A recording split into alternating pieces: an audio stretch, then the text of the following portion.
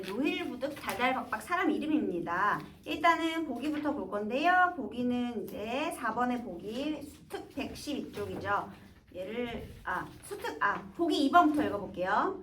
111쪽. 전설은 전승자가 진실이라고 믿고 실제로 있었던 일이라고 말하는 이야기 한 갈래이다. 여러분 우리 옛날부터 전해지는 이야기를 설화라고 하는데요. 설화의 갈래 뭐가 있죠? 신화, 전설, 민담 이렇게 있잖아. 근데 그 중에서 전설이래. 그러면 얘는 굳이 전설이라는 갈래를 준다는 것은 전설이라는 갈래의 특징을 바탕으로 이 작품을 이해해봐라 라는 거네. 그럼 우리가 알고 있는 전설의 특징 한번 생각해 볼까요? 전설은 제한된 공간을 배경으로 인간을 둘러싸고 있는 자연이나 인간이 이루고 살아온 문화, 인공물 혹은 인물의 유래나 이력을 제재로 삼는다.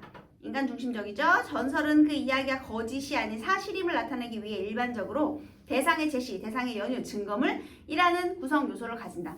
대상을 제시한다는 게 무슨 소리인지 아세요? 여러분 혹시 전설의 배경과 전설의 인물은 막연한가요? 구체적인가요? 전설의 특징이 뭐야? 일단 증거물이 있어. 그러면 그 증거물을 둘러싼 시공간이 정확하잖아요. 증거물이 있으니까. 그래서 전설은요. 구체적인 배경과 그리고 구체적 인물 그리고 증거물 이런 특징을 바탕으로 한다는 거예요. 대상의 제시라는 게 바로 구체적인 인물, 대상의 연유, 걔가 그런 행동을 하는 구체적인 배경이 있어야 된다는 것이고요. 증거물이 있는다 이런 얘기입니다. 특정한 시 공간과 증거물을 통해 사실임을 강조한다는 점에서 역사의 서술과도 유사하지만 전설은 서사를 풀어내는 과정에서 사실과 비현실적 상상을 넘나드는 경우가 많다. 전기성, 비현실적인 특징 이런 것들을 우리 전설의 특징으로 알고 있었죠? 그런데 여기에 일반적인 전설의 특징 하나 우리가 더 기억해야 할 거 있죠? 원래는 뭐가 있지 얘들아? 증거물이 남는다는 거. 보통 전설은요 평범한 인간이 등장을 해요. 그래서 만약 그 금기를 지킨다면 초월적인 세계로 넘어갈 수 있는데 인간이기 때문에 금기를 어겨. 그래서 무언가 돌이 된다든지 바위가 된다든지 꽃이 된다든지 그래서 비극적인 결말을 맞이하고 그로 인한 증거물이 발생하는 한계를 넘지 못한 인간의 이야기를 보통 우리 전설이라고 하거든요, 여러분. 그러니까 신화는 신적 인물이고요. 얘는 한계를 넘지 못한 인물이 되고요. 비범했지만 한계를 넘지 못한 인물. 그 다음에 민담은 정말 흥미 위주의 운이 아주 많이 작용하는 그런 교훈적인 인물의 이야기가 등장하죠. 그래서 일단 그렇게 특징이 있고요. 그 다음에 전승자들은 증거물이 있기 때문에 대부분 신빙성이 있다, 진짜다라고 믿어지고요. 우리나라에는 전설이 정말 많아요. 그런데 대부분 무엇에 의한 전설이냐? 사찰 연기설화예요. 그래서 너네들이 김현 가뭐 배웠을 거예요. 응? 김현, 호랑이가 김현한테 이제 감동해서 이제 그 벼슬도 주고 그 다음에 그 호랑이가 나중에 인간이 되기를 소망해가지고 나를 위해 희생을 한 다음에 나를 위해 절을 지어달라. 그래서 나중에 호원사라는 절을 지었다. 이런 그 김현가모의 이야기처럼 사찰 연기설화가 정말 많습니다. 그래서 이 사찰 연기설화를 바탕으로 하는 이 전설이 우리나라에 정말 많은데 여기 중에서요 전설의 일반적인 특징 중에 선생님이 얘는 과로했죠. 왜냐면 얘는 지금 보기 속에 없었죠. 얘만 달라요. 왜 다르냐? 이 전설이 도반 서사를 가지고 있기 때문에 얘는 해당하지 않기 때문이에요. 자, 그럼 한번 볼까요? 4번의 보기. 두 사람이 친구가 되어 우정을 나누며 수행하는 내용을 담은 도반서사는 대개 절친한 벗의 등장, 동반 수행, 입적의 구조를 취한다. 입적했다라는 거는 성불했다는 뜻이죠. 이 과정에서 두 인물 사이에 물리적 혹은 정신적 차이나 거리가 좁혀지는 양상은 작품의 의미와 맞닿아 있다. 남배거리성 노일부득과 달달박박의 경우 친구의 도움으로 물리적 정신적 차이나 거리를 화합으로 극복하는 모습. 처음에 뭔가 수행 방법이 달랐는데 그걸 이제 화합으로 극복한대요. 이는 초월적 존재의 개입 속에 득도의 현실성을 더해주는 가운데 초월적 존재의 개입이 있대. 얘들아 도반서사인데 초월적 존재면 누구겠니? 부처님이겠죠? 그래서 득도의 현실성을 더해주는 가운데 진정한 구도의 정신은 계율에 대한 집착이 아니라 타인에 대한 자비심에서 찾을 수 있다는 깨달음. 그러면 한 사람은 계율에 집착하는 사람이 있을 것이고 또 한 사람은 타인에 대한 자비심이 있는 사람이 있겠네. 얘들아 뭐가 더 중요해? 계율에 대한 집착이 중요해? 타인에 대한 자비심이 중요해? 자비심이 중요하겠지? 그래서 자비심을 가진 인물이 먼저 성불하고 그 다음에 집착하는 인물 도와주나 보다. 이렇게 우리가 주어를 이해할 수 있어요. 자, 그럼 이제 본문을 보면서 문제까지 풀어보도록 하겠습니다. 이 산의 동남쪽 3,000보쯤 되는 곳에 선전촌이 있는데 두 사람이 살고 있었다. 한 사람은 노일부득으로 아버지의 이름 월장이고 어머님 미승이다. 자, 노일부득이에요. 아버지 월장과 그 다음에 어머님 미승. 엄마 아빠 이름 중요해 안 중요해? 안 중요해. 근데 왜 이렇게 자세히 엄마 아빠 이름까지 밝히는 거야? 바로 이것 때문에. 이야기의 사실성을 부여하기 위해서. 진짜 가계도를 밝혀준다는 건 그 사람이 진짜 있는 사람이라는 거잖아요. 또 한 사람은 달달박박인데 아버지 이름은 수범이고 어머니 이름은 범마였다. 이번에는 수범과 범마의 아들 달달박박. 이렇게 두 사람이 절친한 벗으로 등장을 하겠네요. 이들은 풍채와 골격이 평범하지 않고 속세를 벗어난 높은 사상이 있어 서로 벗이 되어 사이좋게 지냈다. 이렇게 동반성사 과정에서 첫 번째 절친한 벗의 등장이 있었습니다. 그 다음 다시요. 여기서 이렇게 구체적으로 가계도를 밝혀준 것은요. 구체적인 인물을 밝혀서 게다가 여기요. 선전촌 뭐 이런 내용이 있고 그 다음에도 보면은 계속 얘네들이 어느 마을에 살았다. 구체적인 인물과 배경이 제시가 되죠. 그죠? 그래서 이런 것을 통해서 사실성을 부여한다. 신뢰감, 사실성을 부여하는 장치가 되겠습니다. 그죠? 자, 그 다음에 또 나이 20살이 되자 마을 동북쪽 고개밖에 법적방으로가 의지하여 머리를 깎고 승려가 되었다. 얼마 후에 서남쪽 지산촌 법종국의 승도촌에 있는 오래된 절에 머물며 배경 구체적이죠. 수양할 만하다는 말을 듣고는 함께 가서 대불전, 소불전이라는 두 마을에 각각 살았다. 자, 처음에는요. 대불전, 소불전이라는 마을에 각각 살았어요. 노힐부득은 자, 사는 마을이요. 대불전이라는 마을에 회진암 또는 양사에 머물렀고 암자나 절 이런 절 아주 구체적이죠. 그 다음에 또 달달박박은 유리광사에 머물렀는데 얘는 소불전이라는 마을에서 유리광사 라는 절에 머물고 있었대요. 그러니까 각각 수행을 하는 장소는 좀 물리적인 거리가 있죠. 서로 이렇게 다르다라는 건 물리적 거리 있다라는 거예요. 아까 보기에 있었으니까요. 그래서 그들 모두 처자를 데리고 가 살면서 생계를 꾸릴 일을 하며 서로 오갔다. 그런데 자 이때 머물 때는요. 노힐부득과 달달박박에게 모두 뭐가 있었다? 처자식이 있었던 거예요.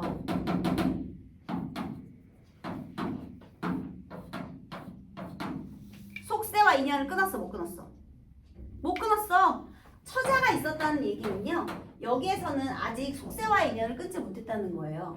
그러면 속세의 미련을 버리지 못한 채로 여기서 수행을 시작한 거죠. 자, 그런데요. 그러면서도 정신을 수양하며 속세를 떠날 생각을 잠시도 버리지 않았다. 그들은 몸과 세상살이의 무상함을 보고는 서로 말하였다. 기름진 땅과 풍년든 해가 참으로 좋기는 하지만 옷과 음식이 마음대로 생기고 절로 배부르고 따뜻함을 얻는 것만 못하며 기름진 땅과 풍년든 해 여기 세모해보세요. 이거는 속세에서 말하는 물질적 풍요죠. 기왕이면 내가 농사를 지을 거면 기름진 땅이 있었으면 좋겠고 또 풍년 들었으면 좋겠잖아. 물질적인 풍요. 그것도 그러니까 속세에서 잘 먹고 잘 사는 것도 중요하긴 하지만 괄호할게요. 옷과 음식이 마음대로 생기고 절로 배부르고 따뜻함을 얻는 것 괄호 닫으세요. 이거 뭔지 아세요? 여러분 만약에 내가 불도를 막 이렇게 수행을 해요. 입적을 했어. 그럼 나 어디로 가? 불교에서 말하는 극락세계로 가겠지. 미타찰도 있고 뭐 극락세계가 여러 개가 있단 말이에요. 거기는 이상세계가 딱 하나만 있는 게 아니야. 선생님이 얘기했지만 거기 유일신이 아니에요. 깨달은 자는 다 부처고요. 그 극락세계에 가면 여러 가지 부처의 신들이 있어. 담당하는 신들이 있어. 다 신이에요. 다 신. 내가 깨달으면 나도 부처가 되는 거니까. 그런 깨달은 자를 그냥 부처라고 하는 거예요. 그래서 부처 중에는 뭐 아미타불, 그 다음에 뭐 관세음, 보살 막 이렇게 여러 가지 보살들이 많이 있는 거야. 그런데 어쨌든 내가 가잖아? 그러면 거기는 극락세계니까 옷과 음식이 마음대로 생겨요. 또 절로 배부르고 따뜻해요. 안 먹어도 배부른 거야. 왜냐면 이제 거기는 그 득도했으니까. 그러면 이건 뭐예요? 아까 기름진 땅과 풍요한 해 이거는 속세에서의 물질적인 풍요죠. 그런데 내가 만약에 깨달음을 얻는다면 이거는 뭐예요? 극락세계에서의 정신적 풍요를 말하겠지. 적어봐. 극락세계에서의 정신적 풍요. 도를 구하는 게 최고다라는 거죠. 극락세계에서의 정신적 풍요예요. 그 다음 부녀와 집이 좋긴 하지만 이것도 속세의 인연이죠. 연지화장에서 여러 부처와 앵무새 공작과 함께 즐기는 것만 못하다. 여기 또 괄호할까? 연지화장에서 여러 부처와 앵무새 공작과 함께 즐기는 것. 연지화장이 극락세계예요, 여러분. 거기에서 그러니까 속세의 인연도 좋지만 극락세계의 인연 이것도 더 중요하다. 이것이 더 중요하다라는 거죠. 이해했죠? 더구나 불교를 배우면 부처가 되어야 하고 참된 마음을 닦으면 진리를 얻어야 한다. 지금 우리가 이미 머리 깎고 승려가 되었으니 속세의 얽매인 것을 벗어버리고 무상의 도를 이루는 것이 당연한 노릇이거늘 어찌 계속 티끌 같은 세상에 파묻혀 색 속의 무리들과 함께 지내려 하는가. 얘네들이 결국 무상의 도를 이루려고 노력을 하는 거죠. 수행의 목표는 무상의 도예요. 자, 그래서요 얘네가 이렇게 서로 처자식을 데려온 채 수행을 하다가요 뭘 느꼈느냐? 속세에 대한 번민을 느낀 거예요. 그래서 이제 어떻게 했어? 참된 수양에 방해가 되기 때문에 속세를 버리는 것이 어떠냐라고 드디어 인간 세상을 버리고 장차 깊은 산골로 수무를 하였다. 번민 고민을 하다가요 이제 탈속한 거죠. 어느 날 꿈에 백호광이 서쪽으로부터 오더니 그 빗속에서 금색팔이 내려와 두 사람의 이 말을 쓰다듬었다. 지금 얘네들이 수양하는 과정인데 어머나 그래 야 속세에서의 인연이 뭐가 중요해. 우리 그냥 속세와의 인연을 끊고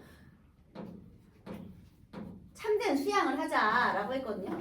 그러고 나서 이제 속세와의 인연을 지금 끊고 산속으로 깊이 들어갔잖아요. 그랬더니 누가 나타났어? 꿈에 부처가 나타났어.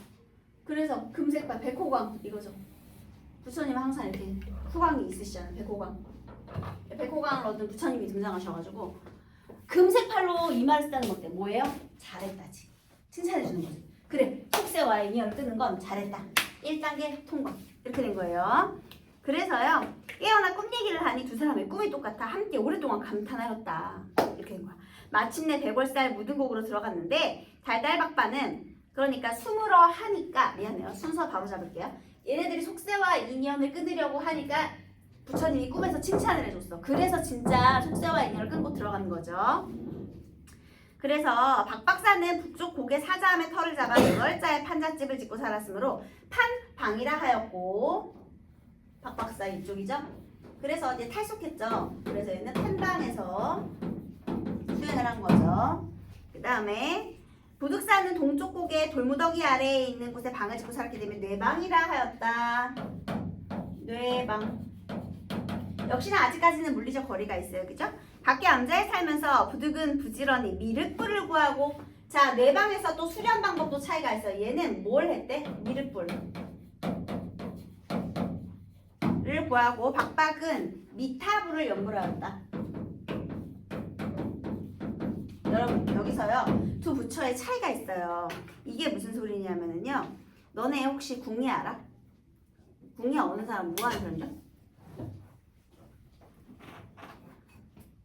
궁예 뭐예요?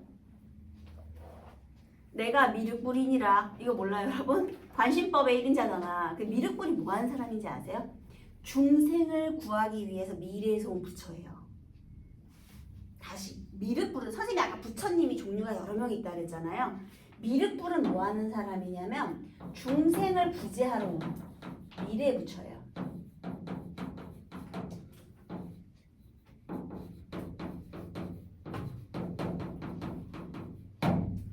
자 그러면요 미륵불은 중생 구제의 목적이 있는 거야. 자비죠 자비. 자 그 다음 미타불은요 아까 우리 제망마가에서 좀 익숙한 단어 미타찰이라고 있잖아요. 미타찰은 뭐 하는 거 하냐면 서방 정토 즉 극락세계를 관장하는 부처예요. 얘는 극락세계 서방 정토 얘들아 그런데 있잖아. 극락세계에 가려면 내가 뭘 해야 돼? 자기 수양해야 되지. 도닦아야 되잖아. 얘는 계율이 중요해. 자기 수양이 중요한 거야. 그러니까 각각 목적이 다르죠. 얘네 있잖아. 미타불은 계율이 중요하고 자기 수양이 중요한 거야. 그런데 미륵불은 일단 중상 구조해야 하잖아. 얘는 자비를 중시하는 거야. 수도는 하는데 그 방향성이 조금은 달라요. 그 다음에 3년이 못 돼요. 경농 3년, 기유년 4월 8일. 어머, 너무 구체적이죠. 이렇게 배경이 구체적입니다. 시간적 배경 너무 구체적이에요. 성덕왕이 즉위한 지 8년이 되던 해일이었다.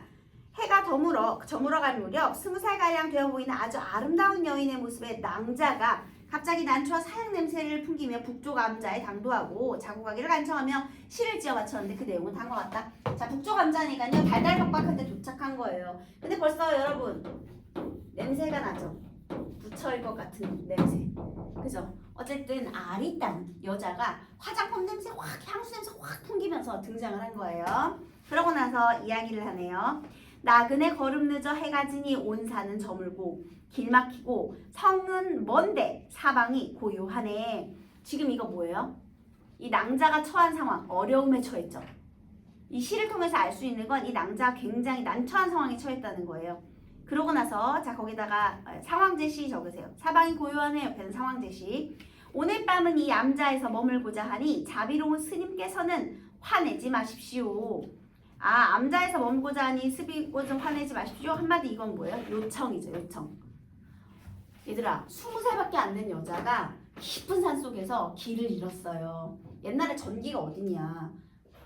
잘 곳도 없는데 들짐승의 피해도 있고 너무 위험한 거야. 하룻밤만 재워달래. 자, 여러분의 선택. 지금 이 어디로 갔냐면 처음에 달달박박한 데 갔거든요. 달달박박은 계율 중시한 사람이잖아. 이 여자 재워줘 안 재워줘? 자기 수양해야 되는데 여자를 재워줘? 가뜩이나 속세에 인형 끌고 들어왔는데 안 되겠지? 그래서요 이렇게 말합니다.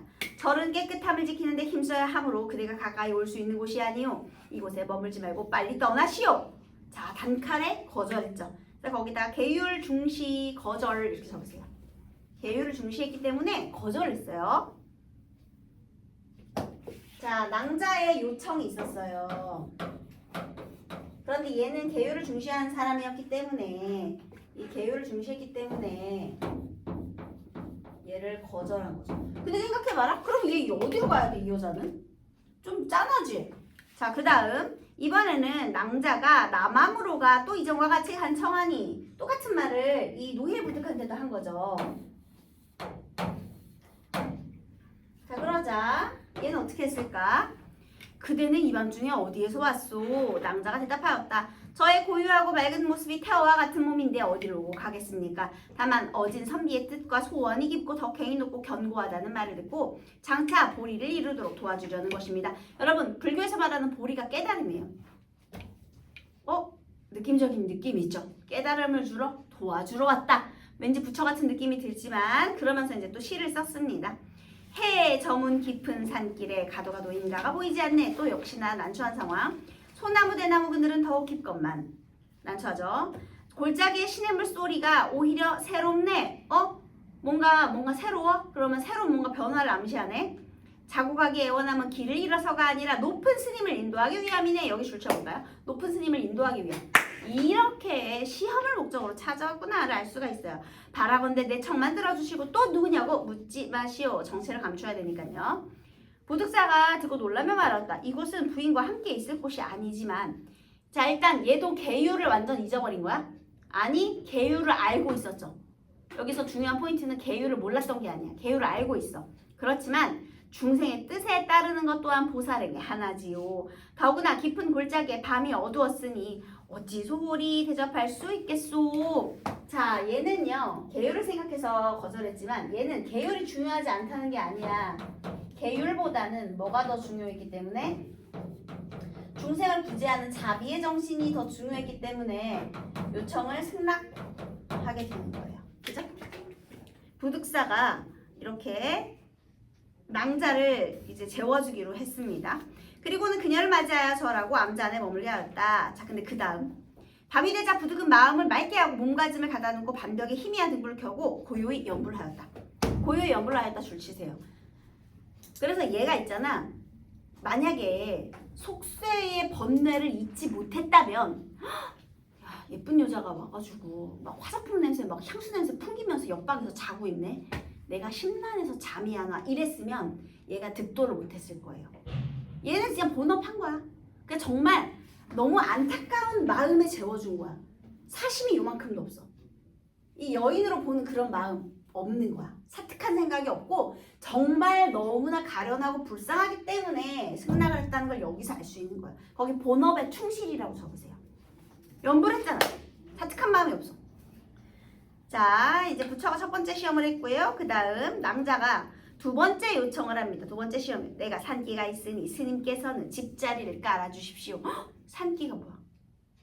어머, 애 낳아야 된대. 처음엔 재워달라 그랬거든요. 근데 이제는 야, 내가 애를 낳을 것 같으니까 좀 도와달래. 야, 근데 스님이 도와주기에 조금 어려운 부탁이죠. 근데 하는 거야. 근데 어떻게 애 낳아야 된다는데. 그래서 부득은 측은한 생각이 들어 거절하지 못하고 촛불을 밝혔다. 수용한 거죠. 낭자는 해사를 마치자 또 목욕시켜주기를 간청하였다.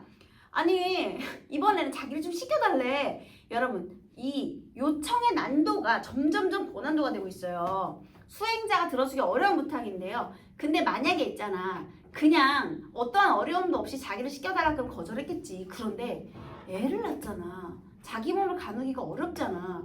그러니까 만약에 안 씻으면은 병균에 오염돼서 죽을 수도 있잖아요. 그러니까 이거는 또 어찌할 수 없는 상황인 거야. 그 정말로 중생을 구제하기 위한 목적으로 씻겨줍니다. 그래서요. 노일부득은 부끄러운 마음과 두려움이 엇갈렸으나 자 여기서 심리적인 동요가 있었다 없었다. 이때는 심리적인 동요가 있었죠. 있었지만 하지만 애처로운 마음이 더해져 거절하지 못하고 하지만 측은하게 여기는 측은지심이 더 강했기 때문에 자비를 실천하게 된 겁니다. 이해했어요? 동요를 극복해내고 자비를 실천한 거죠. 동요 극복 후 자비 실천이라고 또 하나 적으세요. 그래서요 목욕통을 준비해서 더운 물로 목욕을 시켰어요. 그러자 얼마 후 통의 물에서 향기가 풍기며 물이 금색으로 변화했다. 여러분 이런 일 있을 수 있어요? 야씨 목욕하면 때 나오는 게 아니고 목욕했는데 물이 금물이 됐어. 거기다가 전기적 적으세요.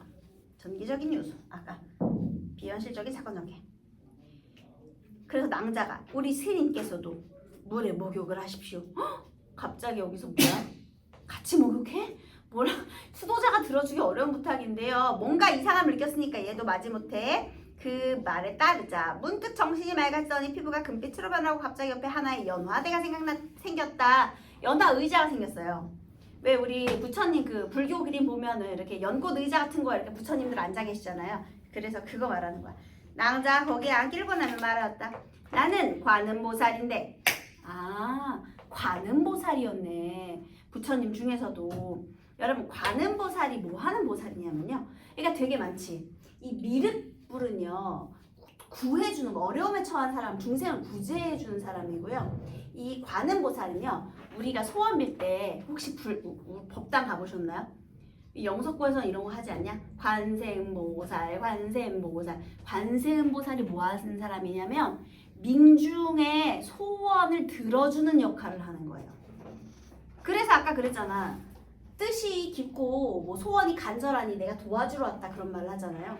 그러니까 관세음보살이라는 그 부처 자체가 민중의 소원 들어주는 거야. 그래서 니네들이 법당 같은 데 가잖아? 그러면 무슨 소원 빌 때 부처님들이 이거 두드리시면서 관세음보살 하시거든요.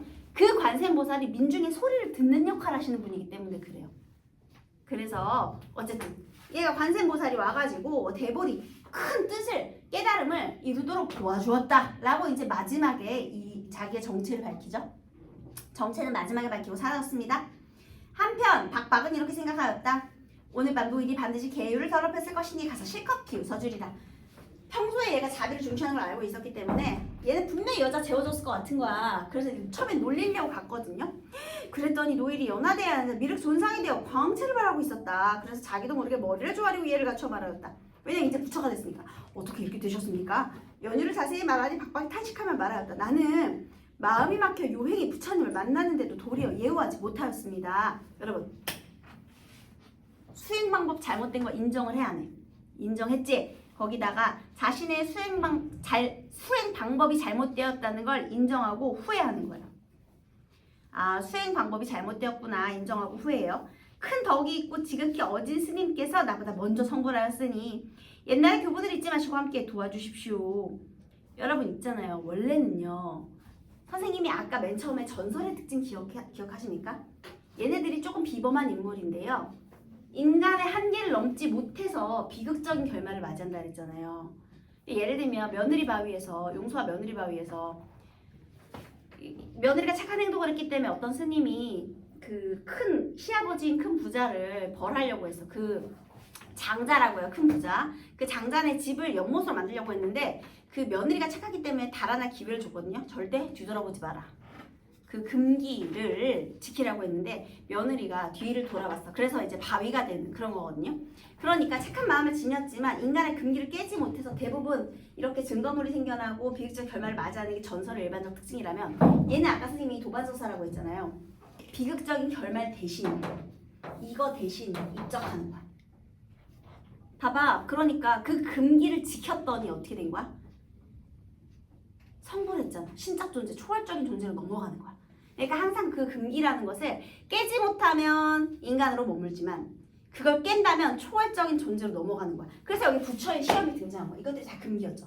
근데 얘가 그거를 다 지킨 거야. 그러니까 이 금기를 지켰다라는 말이 좀 이상한데 어쨌든 시험을 통과했죠. 시험을 통과하지 못하면 성불을 못했을 텐데 통과를 했기 때문에 성불을 한 겁니다. 그래서 얘가 비극적 결말이 없는 거예요. 자, 그 다음에 친구도 이끌어줘 했거든요. 얘가 도반서사기 때문에 같이 입적해야 돼요.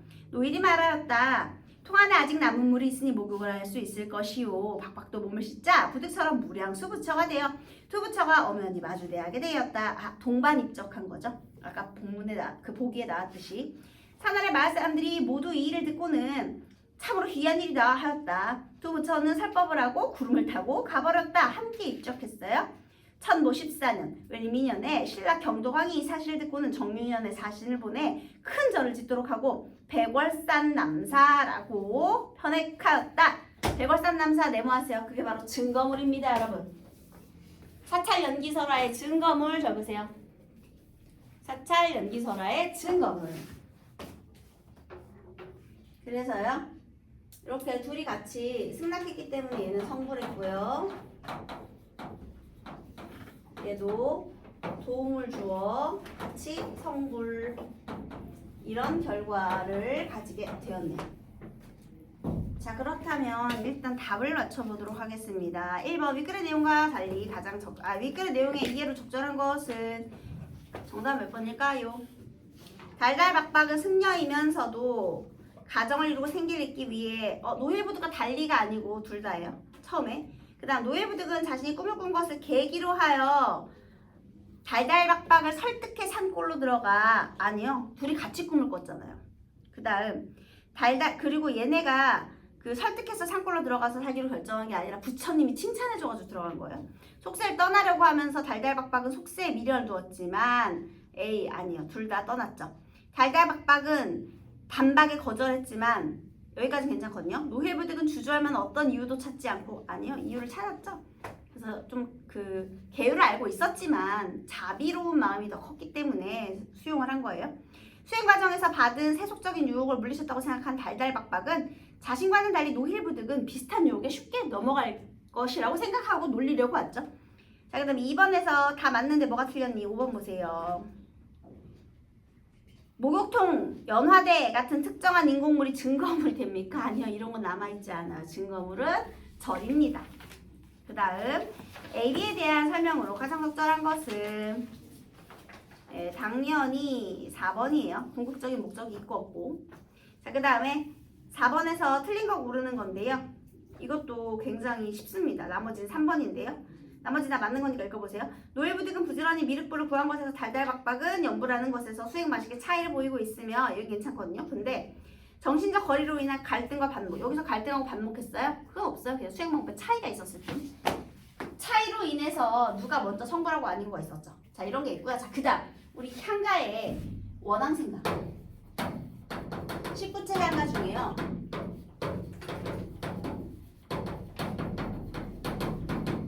원앙생가라는 것이 있어요. 얘가 배경설화가 비슷해요. 얘는 광덕과 엄장의 이야기인데요. 원앙생가는 누가 부른 것이냐면 광덕이 부른 거예요. 자, 우리 광덕이라는 사람이요. 얘가 항상 광덕은요. 굉장히 수행을 열심히 하는 스님이었어요. 그래서 항상 기도했어요. 얘가 기도하는 거야. 원앙생, 원앙생. 자, 향가의 내용은 이렇게 돼요. 달림이시여. 달은 어느 방향으로 가죠, 여러분? 달이 서쪽, 서방정토. 이 달은 서방정토로 가는 존재거든요. 그래서 서방정토에 무량수불이라고 있어요. 역시나 소원 들어주는 사람이야. 그런데 무량수불 그 부처님한테 가셔가지고요. 왕생, 극락왕생을 원하는 사람 있다고 알려주세요. 얘가 극락왕생 소원을 비는 사람이 있다고 알려주세요 해요.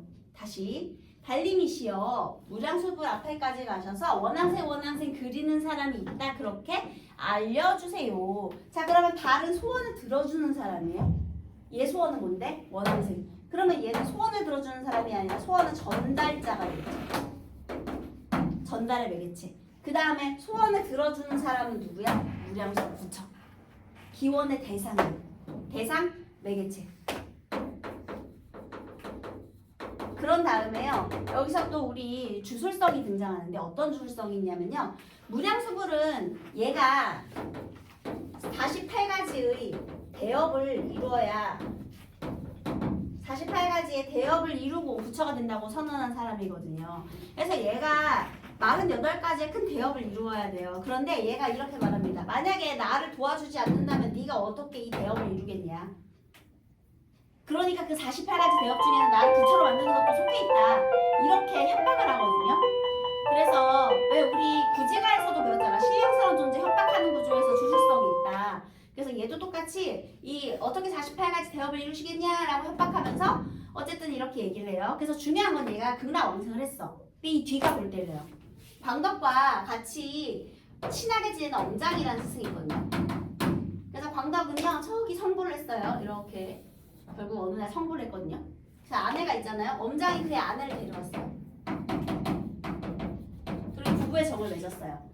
그리고 나서 궁금해서 물어봤죠. 아니 도대체 광덕은 어떻게 입적한 거야? 그랬더니 아내가 말해요. 광덕은 나와 몇십 년을 부부로 살면서 한 번도 그러니까 불도에 게으른 적이 없었고 나를 탐한 적도 없었다. 그러니까 육체적인 관계를 맺지 않았던 거죠. 그런데 너는 어떠냐? 데려오자마자 육체적 관계를 맺었잖아. 그러니까 너는 안 된다. 얘기를 사실 아내가 누구였을까요? 부처였던 거야. 시험하러 왔던 거야. 그래서 그때 엄장이 굉장히 큰 깨달음을 얻고 그때부터 불도에 정진하여 얘도 입적하였다. 이렇게 됩니다. 그래서 여기도 이 여인이 부처 공장에서 얘에게 깨달음을 주게 돼요. 그래서 이런 내용도 있습니다. 이 도반서사의 내용 중에요.